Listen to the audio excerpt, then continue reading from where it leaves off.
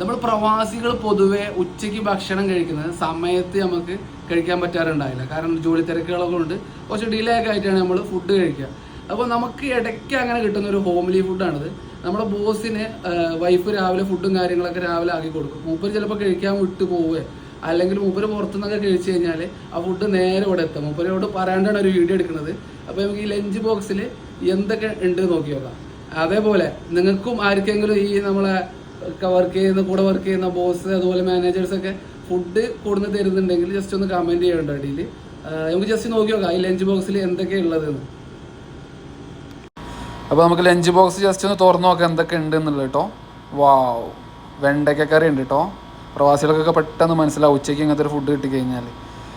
അതുപോലെ അയില പൊരിച്ചത്, മീൻ പൊരിച്ചതുണ്ട്, അയില പൊരിച്ചത്, അതുപോലെ അതാ ചോറ്.